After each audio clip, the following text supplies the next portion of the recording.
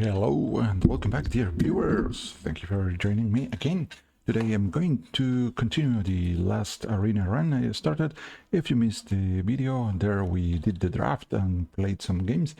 Our record is 1 win, 2 losses. I'm going to try to get perhaps another win, who knows. And also I'm thinking about adding a bonus game in a standard constructed format. So just some highlights from the deck. We do have our legendary Farseer Nobundo that creates a location. The location copies one of our spells.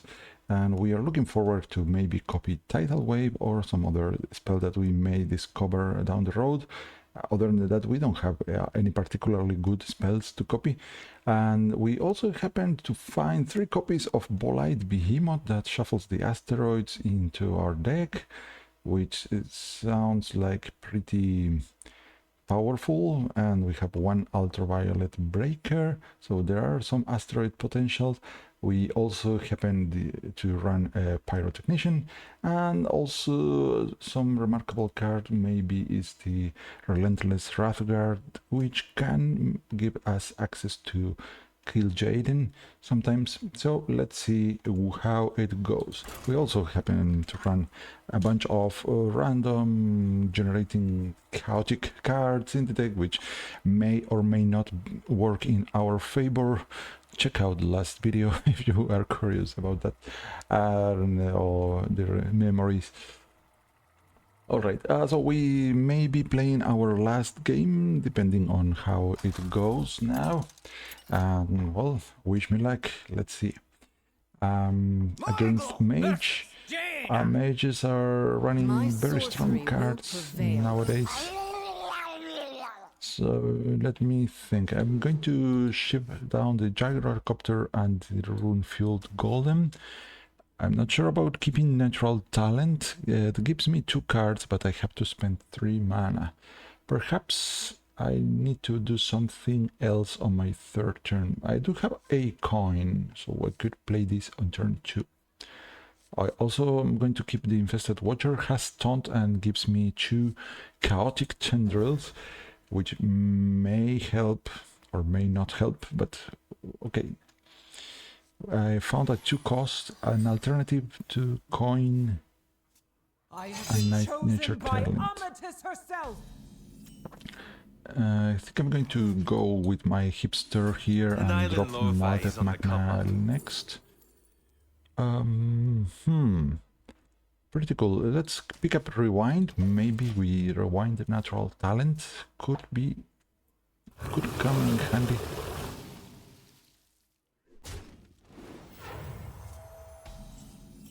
Okay, Malted Magma. Keep it real. I think I'm going to knock down this buddy. I take 1 more damage, I know, but... Oh, the Educated Leg. Oh, one of the fond memories about the guy. Where's my coin?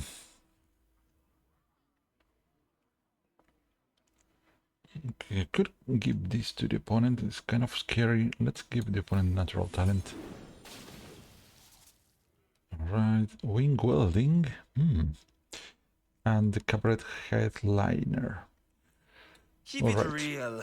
Keeping it real. Let's see. Oh, this card is so strong. Spell damage +2, and with the battlecry discovers a dragon.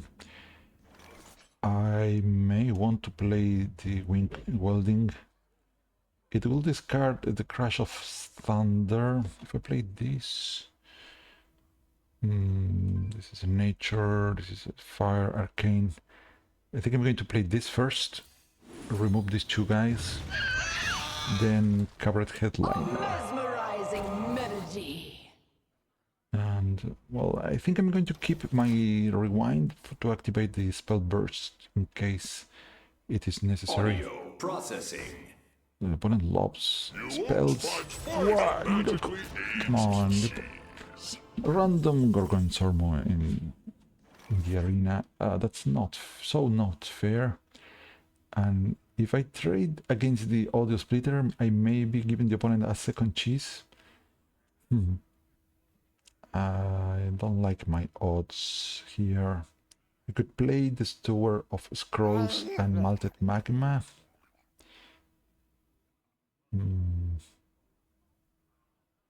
Let's do that. A charming composition. Well, Melomania, I like the randomness of the Melomania. Gives me a spell whenever I play a minion for 1 turn only. Hear my song. Okay, if I get choose 2 random spells, I'm going to be happy. If I get more than 2, it's going to be very, very fun. Turn it up. Alright, the opponent has the cheese. Overcharged and ready to fight. I have ascended in her name. Okay, I could play the metronome first contact. At some point the opponent is going to want to play the cheese.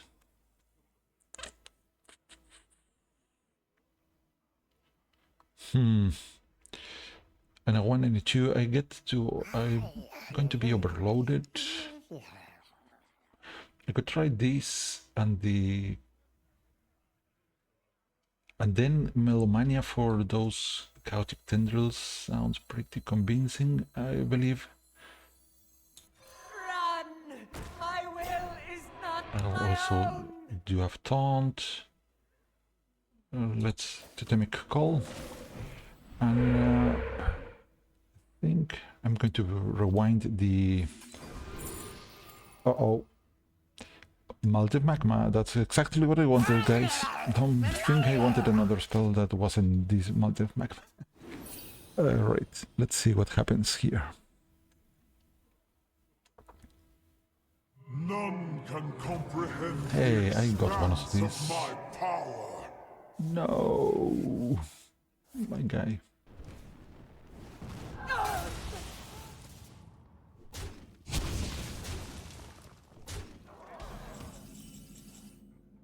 Alright, 10 cards in hand sounds like about too many.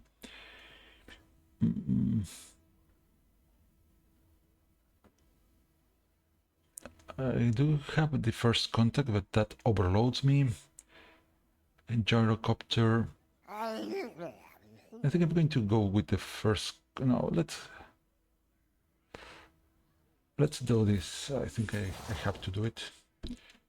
Gyrocopter.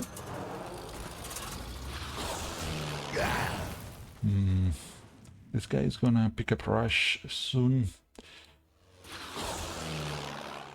This guy, has a spell damage. Oh, I didn't realize. I should have played my spells instead. Ah, I missed that. Sorry. That was a mistake.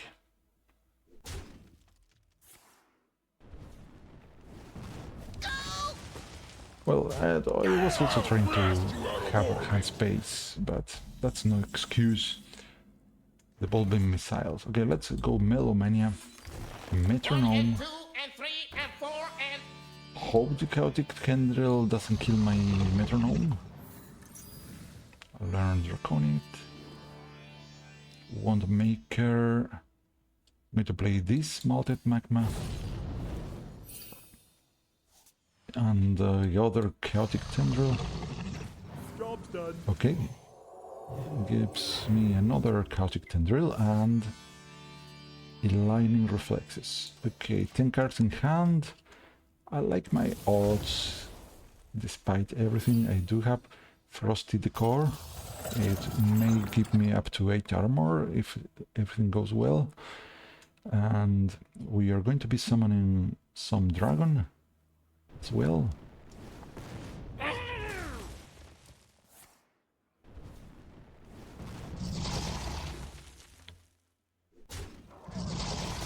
I know. What are you doing to me? No more weapons for the time being. Melted magma. There goes our dragon. I think it pays off to cast the Bolvid missiles against these two guys. Yeah, a bit better. And I'm holding back on my lightning reflexes and my chaotic tendril. This, it's a random 3-cost spell, could backfire heavily. You fight me, you get burned. Jeez, 3-6 cards. Oh, this guy. If I could copy that one. Also, this guy summons a random 8-cost guy. Maybe I could discover a Frostmourne. This is kind of difficult. I'm going to start off by trading here. No, This why? is your time, it is mine. I may be able to knock down the dragon, but this is not looking great. Random 3-cost spell, please. Burn down, draws 3 cards. I burn my pyro. Why?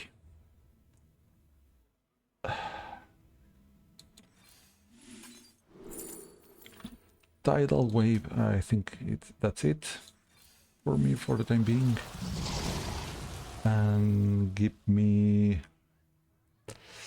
the altered chord. Am I going to be overloaded? Let's pick up Lightning Bloom.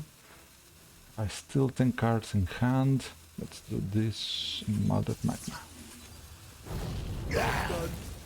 Right. A bit better than it was before. I'm overloaded. Again, Bolide Behemoth twice. Thank you. The opponent forgot the effect of the Lumia. Was that? Right. I'm going to play this Bolide guy. But a blip in space-time. Hero. Think what to do. I'm going to try to kill this buddy. Job's done. No gravitational wave. To be honest, this card is pretty strong against the asteroids. I hope. I need to play my Farseer soon. So, otherwise it burns. Oh no, stop summoning. No, that's not fair, opponent. Are you not entertained? Not cool. Not cool, opponent. Okay, asteroid. Don't go face. Okay, nice. You. We're further into the cosmos than any before us. Trying to activate my spell damage. Maybe. I want to use triangulate. Add 1-cost card. Let's see what happens. Storm's Wrath, not good enough. Let's hope the asteroids save me. I don't think so, but... No! Why the face? Okay, that was my last game. Goodbye, Arena. Now the opponent learned about that card. This was a cheesy win for the opponent. Oh, look, the opponent got the cheese from a random dragon. Is that fair? Yes, I think it's fair. Maybe I had better plays, but all in all, I think I had my share amount of fun, and that's what matters most. Now I can collect my rewards. Should be a pack and some dust. I only won 1 game here. Let's open the pack. We got a common card, a Bald Hog. We can dust. I do have copies of this, and a pack. Maybe we find some cool cards in the pack. just in case. Let's see if there is something worthy here. Well, I already have all the commons and rares from this expansion. So let's see. We got the escape pod. It's a pretty decent card. We got a Star Scales Constellar Dragon with Spell Burst, kind of a clunky card. May show up in some druid decks. Other than that, despite this being neutral, I don't think this is pretty useful. We have the Astral Phaser. I choose one card. Pretty flexible for druid. It can even, you can choose to deal 2 damage to 2 random enemy minions or make 1 dormant for 2 turns. I think the mode with damage is the most likely to be chosen most of the time, but still the dormant mode can help. We got a golden rare, the Biopod. It's a hunter starship piece that deals damage equal to this minion's attack to a random enemy with that rattle. Note that because this is a starship piece, you can make this a part of a large star piece with same death rattle, which can stack a lot. Finally, we got a random legendary that was quite unexpected here. Signature legendary! It's a signature legendary. Whoa, Xor'toth, Breaker of Stars. Well, I'm gonna have to make a deck with this guy someday. Nice, I have a signature legendary. Okay, guys, I initially intended to include some bonus Shaman games after the arena, but I opened a signature legendary Demon Hunter card and it's mandatory that I do something about it. And so here we are testing the card, and to be honest, it took me a lot of tries to assemble something worth showing. This card it looks cool, to be honest, but for me this card forces a style of gameplay that I do not enjoy. So the best use possibly for this card is to play a very aggressive style of deck that plays all your cards as fast as possible, and then your hand is almost empty by the time you play Xor'toth, Breaker of Stars, and then the stars connect immediately. But I prefer to have more flexibility in my games. But anyways, I did try several forms that may be used Xor'toth some way or another to try and earn its deserved respect. One of the ideas that I tried was to use that the Xor'toth it is a big demon, and therefore there's many support cards for demons such as this in Demon Hunter. So one of the decks I tried initially was running a lot of big demons and demon synergies, and it was a kind of fun deck and not too bad. It did stand a chance against some other opponents, but the sad part is that Xor'toth wasn't doing much in that deck. All the other demons were much better, and by the time Xor'toth appears, the game is pretty much already decided, and you either were already winning and Xor'toth is just a win more card, or you have to try to stay in the game despite Xor'toth being there. So all in all, I kind of had to let go the big demon's dream with Xor'toth.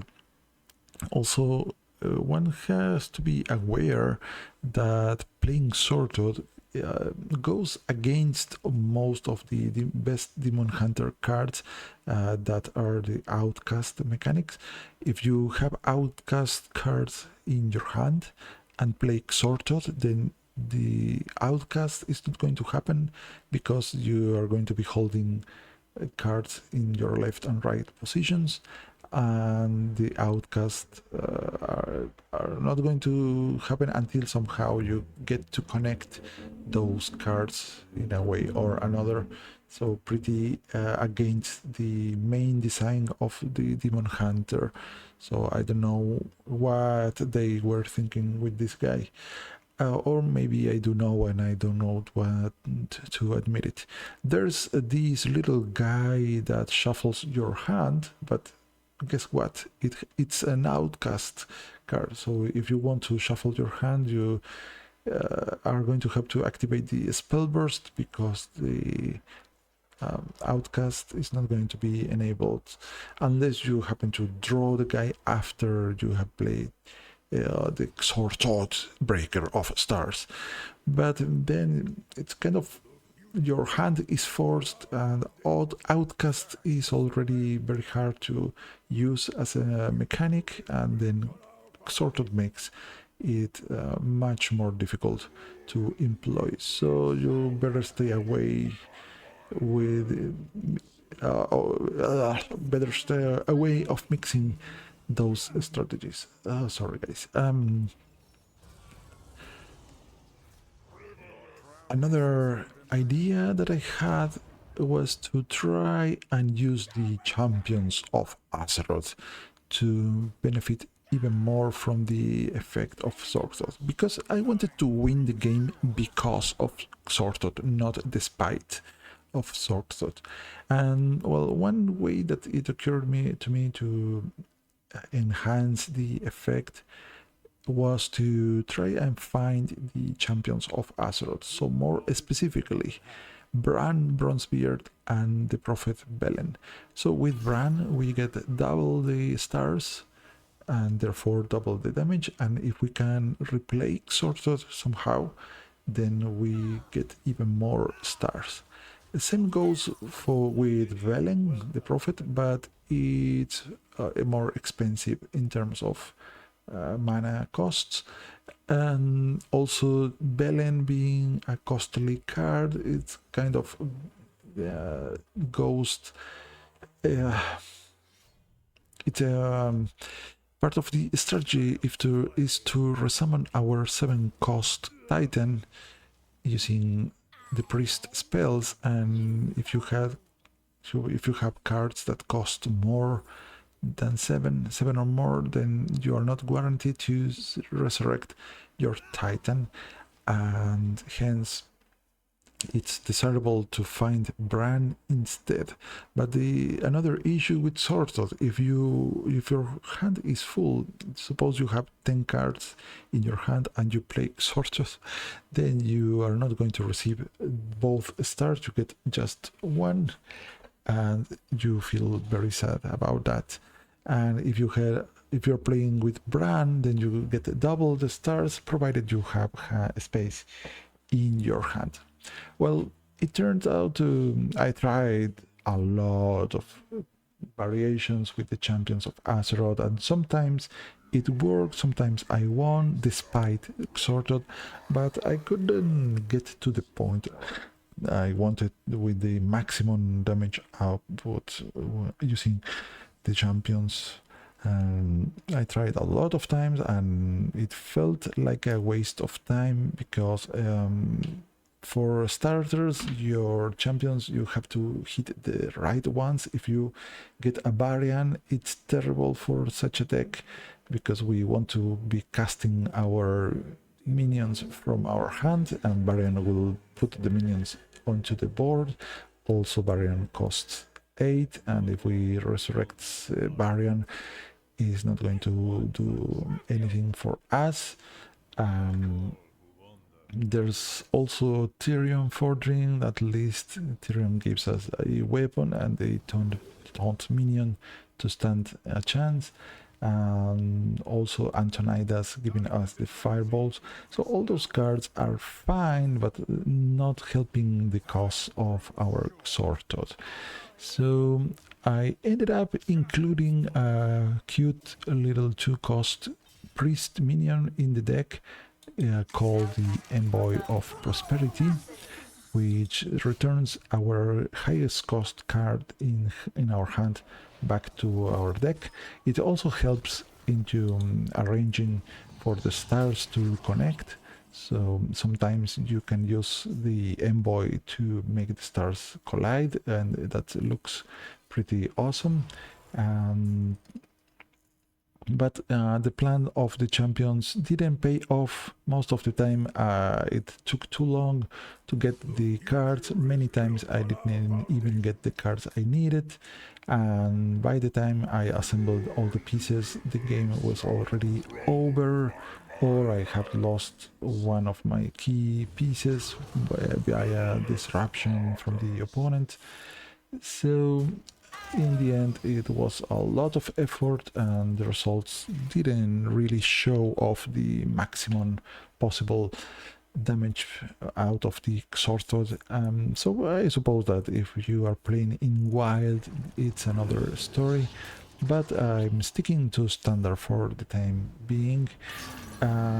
Also interesting interaction that I figure out it will help me in these ideas is to summon 2 copies of the Titan at the same time, because minions on the left of the Titan gain rush, minions on the right of the Titan gain life steal. If you have many Titans at the same time on the board, minions in between the Titans gain all the bonuses, and that helps a lot, having rush lifesteal minions in this very slow deck. So yeah, and with the help of the Rest in Peace from the priest class and the tourist, we are able to bring back both Titans at the same time for merely 2 cards and 6 mana, and then we get to discount all our minions in our hand, so that enables a very strong plays. But just to mention that if you're doing that play, is Xor'toth really the minion you are looking forward to do all this? I can think of many alternatives much more easy to pull that perhaps they are not so flashy. They will maybe be better suited to win games. And well, in the end, also you have to think, if you're summoning Belen, and perhaps if you're lucky you get copies of Belen, which doubles all the damage from your spells, do you really need Xor'toth? Aren't there any other spells you may want to try instead that are easier to do? So the idea of the champions, it was funny, but it took too much effort, and it was pretty vulnerable to what the current decks in the meta are doing, where you are going to meet so much disruption that is going to be very tiring to do so, and you have to rely on getting lucky with the champions. So many times you are not getting the ones you want or need. So final attempt, I decided to go with the Puppet Master Dorian. Dorian is one of my most beloved cards in the entire history of Hearthstone. There are 2 versions, and the one in standard gives you a 1-cost copy of minions you draw. So if we can arrange somehow to secure that we are drawing Xor'toth, then we get a 1/1 copy of the guy. So I decided to go with that route and also abuse the Envoy of Prosperity from the priest. The Envoy will put our highest cost card back into the deck, but in the top. So if we can keep putting the highest cost card, Xor'toth, the Breaker of Stars, in the top of our deck and draw it again while the Puppet Master is on the board, then we are going to be able to get one cost copies of Xor'toth and hopefully fill our hand with such a guy. So in the end I decided to try that idea using a very cheap deck with lots of draws. So the deck basically is all in into these ideas, trying to get the Titan, have the Titan killed so you can resurrect the guy with your priest spells, discount your minions in hand, use all sort of trickeries to draw cards so you can put the guy in your deck again and again. And then of course this same idea can be achieved using the gatekeeper, but the gatekeeper shuffles the entire hand. It's not so reliable because you lose the discount from the Titans, and therefore I think it's not necessary to go with that route. It could be possible, but by the time I succeeded with this idea, I was very glad I finally did what I wanted once.